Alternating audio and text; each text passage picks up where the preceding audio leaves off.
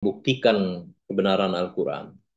Nah, tetapi pengusaha Abah pernah juga saya mendengar menyampaikan antara lautan dua lautan yang bertemu kemudian tidak menyatu itu sama dengan orang yang sudah ditalkin dengan belum ditalkin itu. Itu. Kita sama-sama makan bakso, Abah mencontohkan begitu. Antara orang yang sudah ditalkin dengan belum ditalkin sama-sama makan bakso di tempat yang sama itu ada batas itu. Beda. Alhamdulillahilladzi faddalana ala katsirin min ibadil mu'minin. Nah, Abu Utsman berkata, Abu Hafs berkata kepadaku, apabila kamu duduk di hadapan manusia, maka jadilah kamu penasihat untuk hatimu dan untuk dirimu. Janganlah kamu terperdaya dengan berkumpulnya mereka kepadamu, karena mereka hanya mengawasi lahiriahmu, sedangkan Allah mengawasi batinmu. Dalam kitab Risalah Kusyairiyah ya, halaman 192. Jadi ketika kita berkumpul dengan makhluk, bergumul dengan dunia, gitu. Nah, hendaklah kita menjadi penasehat dalam hati kita untuk batin kita. Ingat intinya penasehat itu apa? Jikir, ya. Jikir khofi. Karena harus kita sadari, orang bisa melihat jasad kita, lahiriah kita, ngapa-ngapain, suara-suara kita, tapi Allah mengawasi kolbu kita, gitu. Maka senantiasalah berzikir khofi. Dan hendaklah hati penzikir dan hati salik terbebas dari pemikiran-pemikiran nafsu dan pemikiran-pemikiran setan seperti kecintaan kepada makanan, minuman, dan seperti kecintaan terhadap keluarga, dan pemilih juga seperti kecintaan terhadap hewan. Juga hendaklah hatinya terbebas dari riya, sum'ah, dan syahwat. Masya Allah. Semoga Allah memberikan kekuatan, kemampuan, pertolongannya kepada kita dengan berkah karomah guru mursyid. Pengesahabah Rasulullah Syirah. Dan hendaklah tidak masuk ke dalam hatinya secara sengaja perasaan seperti sombong, ya, ujub, kikir, dan lain sebagainya dari sifat-sifat yang tercela. Apabila sifat-sifat tercela ini masuk ke dalam hatinya, maka batallah jalwahnya. Dengan kata lain, rusaklah kholwat batinnya dan rusaklah amal-amal soleh yang ada di dalam hatinya sehingga tersisalah sombong hati tanpa ada manfaat. Nauzubillahi min dzalik. Ya, para ikhwan wal akhwat di mana saja berada yang pada malam hari ini bersama-sama kita menakiban manakib online internasional. Semoga dengan keberkahannya menakib bil khusus, pemangku menakib pada malam hari ini, Ibu Hajah Lilis. Dengan keberkahannya menakib, Allah mudahkan segala urusan kita. Allah beri kebahagiaan yang kekal dan abadi. Dikabulkan segala hajat kita, dunia dan akhirat. Amin. Ya Rabbal Alamin. Hadirin, ikhwan wa akhwat rahimakumullah. Pada kesempatan ini, kita sama-sama bertabaruk pada kitab pengusaha Abah, pada Idul Syuhur, yakni huruf huruf huruf jim pada nama bulan Zulhijjah itu bermakna al-jalwah wa ammal jimu fi hadza syahri al-jalwatu.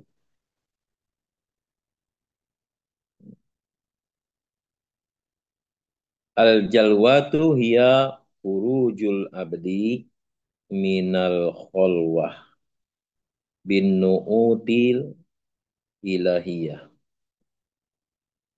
Sahabat, dalam kitabnya, adapun huruf jim pada bulan ini ialah bermakna al-jalwah. Al-jalwah itu artinya terang-terangan, terang-terangan. Jadi kalau kalau di boleh juga ya ditafsirkan syariat ya boleh, lahiriah juga boleh ya. jasmaniah juga boleh, gitu. Yang tampak terang-terangan. Al-jalwah ialah keluarnya seorang hamba dari kholwat. Jadi kata pengesabah, terang-terangan yang dimaksud di sini, keluarnya seorang hamba dari kholwat dengan disertai sifat-sifat ketuhanan. Jadi menyendiri di tengah keramaian, di tengah-tengah keramaian, gitu ya, menyepi-nyepi dalam keramaian dan beramai-ramai dalam kesepian. Itu. Memang begitu, ilmu torikot itu begitu ya, ilmu tasawuf itu. Ilmu tasawuf itu ilmu ngumpet. Nah, meskipun kita berada di terang-terangan, tapi ada yang diumpetin gitu. Nah, kira-kira gitu ya, Bapak dan Ibu semuanya, yang biar mudah dipahami gitu ya. Karena diri seorang hamba dan anggota badannya telah bersih dari sifat keakuan, ananiyah, kata pengesabah itu ya. Di dalam kitabnya pengesabah menyampaikan id ainul abdi wa aduhu mamhuwatun anil ananiyah. Gitu. Karena diri seorang hamba dan anggota badannya telah bersih dari sifat keakuan. Susah ya Bapak dan Ibu, ikhwan wal akhwat, untuk keluar dari sifat keakuan itu. Butuh perjalanan, perlu perjalanan, menempuh perjalanan yang jauh gitu ya, yang lama gitu. Yang bisa perjalanan juga penuh terjal gitu ya. Yang bisa menggugah, bisa menyadarkan sehingga seorang hamba itu sampai kepada pemahaman pemahaman menghilangkan keakuannya gitu ya. Gitu. Biasanya kita itu dominan keakuan sifat-sifat jasmaniahnya itu sifat ke manusia, sifat ke apa namanya itu sifat basyariahnya itu dominan biasanya kebanyakan gitu ya. Nah, sifat itu yang harus kita kikis dalam kita bertorikoh atau mengamalkan zikir kepada Allah gitu. Itu butuh proses ya. Walaupun betul memang eh, ada yang murad gitu ya, ada yang dari atas memang dikehendaki oleh Allah gitu ya, dari atas gitu. Ada yang memang butuh perjuangan gitu. Nah, kita rata-rata butuh perjuangan gitu ya. Bertahun-tahun mengamalkan torikoh itu untuk berzikir kepada Allah dengan dengan mujahadah yang luar biasa gitu. Itu sampai kepada kesadaran bahwa oh tidak ada sifat keakuan lagi gitu ya. Muncullah keikhlasan gitu. Beramal tidak perlu mendapat pengakuan gitu ya. Berzikir tidak perlu mendapatkan pengakuan gitu. Nggak penting gitu. Nggak penting gitu. Nah, kebanyakan kita masih seperti itu. Tuh, kebanyakan ya. Ada yang sudah enggak, banyak juga yang sudah enggak. Tapi banyak juga ya. Kalau kita lihat obrolan-obrolan sama Ikhwan ya, berkumpul sama Ikhwan atau chatting-chatting di grup-grup itu kan. Kadang-kadang hanya untuk menginformasikan, wah saya sudah bisa begini nih gitu. Wah saya dengan bersama dengan si ini nih gitu ya. Wah saya sudah di puncak, wah saya sudah terkenal, saya itu begitu kan.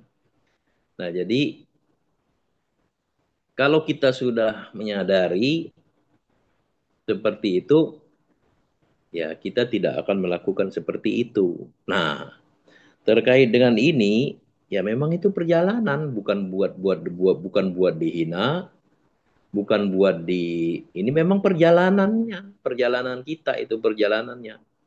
Maka kata pengesabah, nom dulu kepada pengesabah, os, kita mah nonton saja. Ya, nonton aja, senyum gitu ya. Gitu. Memang itulah perjalanannya gitu. Kalau sudah nanti sifat keakuannya sudah berkurang, ya beramalnya ikhlas itu. Tuh. Nah, kenapa? Karena anggota badannya telah disandarkan kepada Allah Subhanahu wa taala. Jadi eh, sudah bersandar kepada Allah gitu. Tawakal gitu ya. Apa namanya itu menggantungkan diri kepada Allah, nggak perlu pengakuan manusia gitu. Tuh. Nggak perlu dilihat oleh makhluk, kan begitu ya. Kalau sudah sampai kepada sifat-sifat ketuhanan, tuh, yang menghilangkan sifat kemanusiaan, sifat-sifat anania, sifat-sifat keakuan atau sifat-sifat kehambaan itu. Dalam arti hakikat ya. Tuh. Karena Allah Subhanahu wa taala berfirman di dalam Al-Qur'an, Auzubillahi minasyaitonirrajim, Ramaita idz ramaita walakinnallaha rama. Dalam Quran surat Al-Anfal ayat 17 ya.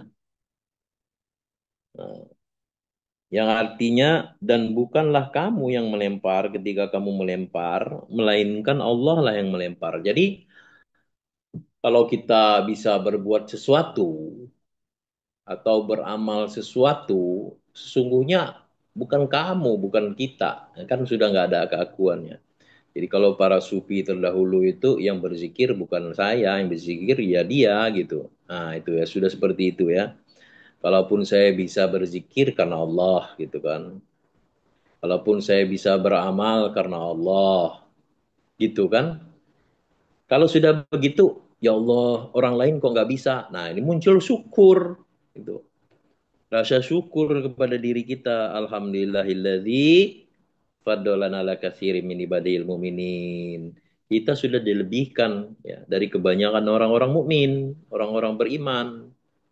Tuh, muncul rasa syukur karena sesungguhnya mereka tidak bisa melakukan sesuatu ketaatan itu kalau kita kalau bagi kacamata orang yang sudah sampai kepada sifat ketuhanan, hakikatnya ya kasihan juga gitu karena dia tidak diberikan.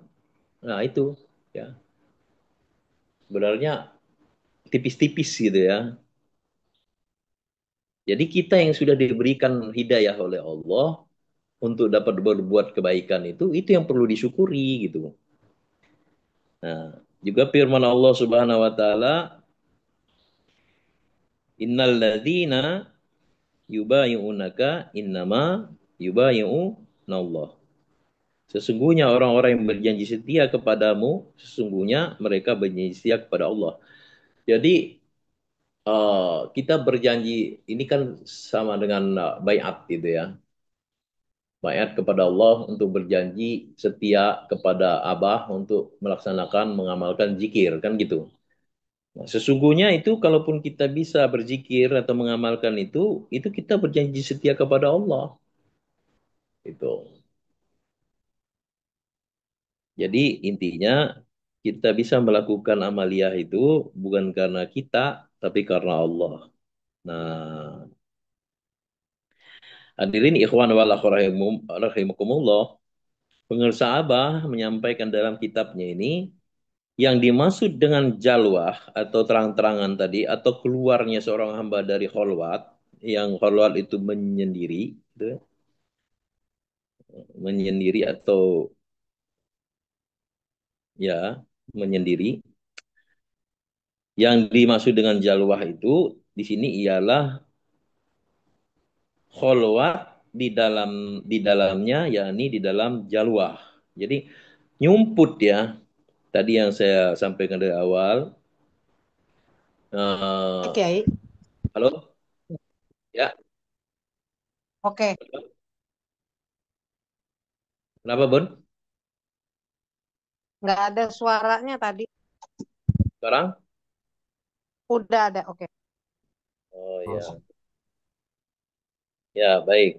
Jadi yang dimaksud dengan jalwah di sini ialah kholwat di dalamnya, yakni di dalam jalwah. Jadi menyendiri, menyepi, nyumput di dalam terang-terangan itu. Jadi jasad kita bersama makhluk, ruh kita bersama dengan Allah gitu ya. Jasad kita bersama di tengah-tengah keramaian tapi menyendiri gitu, menyendiri di dalam hati. Ini yang dimaksud oleh pengesabah. Ya, yang dimaksud dengan jalwah di sini bukan terang-terangan tapi justru ya kholwat di dalam jalwah itu sendiri. Kholwah di dalam jalwah ialah hendaknya hati seorang penzikir dan seorang salik itu senantiasa hadir bersama Allah Al-Haq Subhanahu wa taala dalam kondisi apapun, meniadakan diri dari makhluk di tengah-tengahnya, ya di tengah-tengah keberadaannya bersama mereka. Nah, seperti di sini pengesabah mengutip uh, kama qala Syekh Ahmad Sohibul Wafat Tajul Arifin radhiyallahu anhu berkata, al khalwatu fil khalwati kas samaki fil bahri. Nah, menyepi di tengah keramaian ialah seperti ikan di tengah lautan, gitu ya. Pernah digambarkan seperti itu, ikan di tengah-tengah lautan, ya kayak begitu. Itu sebenarnya sampai kepada muraqabah, gitu ya. Muraqabah. Jadi muraqabah itu seperti itu, merasa merasa apa ya? Bukan hanya merasa dilihat dari Allah, tapi juga merasa oh, tidak lepas itu, tidak lepas dari Allah. Karena seperti ikan di dalam laut, gitu, di tengah-tengah laut, gitu. Laut yang luas itu, nah ikan, nah satu ikan. Nah seperti itu kan, mana bisa ikan itu tanpa air itu kan, gitu. Nah pengusaha Abah menyampaikan begitu tuh, jalwah itu ya, jalwah itu menyendiri di tengah-tengah keramaian. Jalwah itu terang-terangan, tapi yang dimaksud di sini kholwat di dalam jalwah itu. Yang dimaksud oleh pembahasan pengusaha Abah di sini. Inilah yang dinamakan dengan kholwat batin. Nah, yakni keberadaan batin yang selalu menyaksikan rahasia-rahasia Allah, sedangkan zahir berada di tengah-tengah pergaulan sosial dengan makhluk. Jadi nyumput ya. Kalau dulu itu sering pengusaha Abah kalau ketemu saya itu kalau Salim itu tukang ngumpet, si tukang ngumpet gitu. Ya, Alhamdulillah udah enggak sekarang ya. Si tukang ngumpet. Nah, yakni keberadaan batin yang selalu menyaksikan rahasia Allah sedang zahir berada di tengah-tengah pergaulan sosial dengan makhluk. Nah, sini Abah mengutip dalam kitab Syekh Abu Bakar Al-Kittani berkata, beradalah kamu di dunia dengan badanmu dan beradalah kamu di akhirat dengan hatimu. Jadi seakan-akan kita di dunia, seakan-akan badan kita tuh ada di dunia, tapi hati kita di akhirat gitu. Gitu. Susah nggak? Sebenarnya nggak susah ya, zikir aja, zikir kopi gitu. Cuman kalau kata Kiai kemarin tuh masih loncat-loncatan gitu. Tapi kalau dekat Abah zikir terus gitu. Tapi kalau di rumah loncat-loncatan, Masya Allah. Nah, Allah Subhanahu wa Ta'ala berfirman di dalam Al-Quran, yang artinya dia membiarkan dua lautan mengalir, yang keduanya kemudian bertemu. Antara keduanya ada batas yang tidak dilampaui masing-masing. Quran surat Ar-Rahman ayat 19 sampai dengan 20. Nah, kalau kita lihat di internet atau di internet itu banyak sekali ya, ada lautan bertemu dua lautan, tapi dia ada batasnya. Yang satu agak coklat, satu agak hijau, biru ya. Nah, itu untuk eh, membuktikan kebenaran Al-Quran. Nah, tetapi pengusaha Abah pernah juga saya mendengar menyampaikan antara lautan dua lautan yang bertemu kemudian tidak menyatu itu sama dengan orang yang sudah ditalkin dengan belum ditalkin itu. Itu. Kita sama-sama makan bakso. Abah mencontohkan begitu. Antara orang yang sudah ditalkin dengan belum ditalkin, sama-sama makan bakso di tempat yang sama, itu ada batas itu. Beda. Alhamdulillahilladzi fadolana ala katsirin min ibadil mu'minin. Nah, Abu Utsman berkata, Abu Hafs berkata kepadaku, apabila kamu duduk di hadapan manusia, maka jadilah kamu penasihat untuk hatimu dan untuk dirimu. Janganlah kamu terperdaya dengan berkumpulnya mereka kepadamu, karena mereka hanya mengawasi lahiriahmu, sedangkan Allah mengawasi batinmu. Dalam kitab Risalah Kusyairiyah ya, halaman 192. Jadi ketika kita berkumpul dengan makhluk, bergumul dengan dunia, gitu. Nah, hendaklah kita menjadi penasehat dalam hati kita untuk batin kita. Ingat intinya penasehat itu apa? Zikir, ya. Zikir khofi. Karena harus kita sadari, orang bisa melihat jasad kita, lahiriah kita, ngapa-ngapain, suara-suara kita, tapi Allah mengawasi kolbu kita, gitu. Maka senantiasalah berzikir khofi.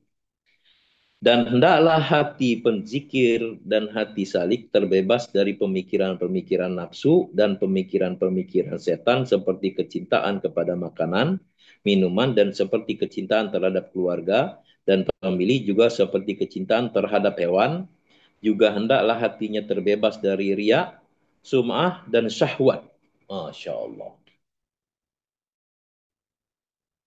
Semoga Allah memberikan kekuatan, kemampuan, pertolongannya kepada kita dengan berkah karomah guru mursyid. Pengesahabah Rasulullah Syirah.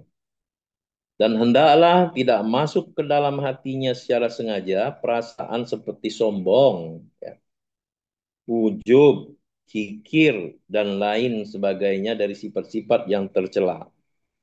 Apabila sifat-sifat tercela ini masuk ke dalam hatinya, maka batallah jalwahnya. Dengan kata lain, rusaklah kholwat batinnya dan rusaklah amal-amal soleh yang ada di dalam hatinya sehingga tersisalah sombong hati tanpa ada manfaat. Nauzubillahi min dzalik. Ya, para hadirin, para ikhwan, rahimakumullah. Ya, memang intinya itu kita harus sadar gitu ya, dan harus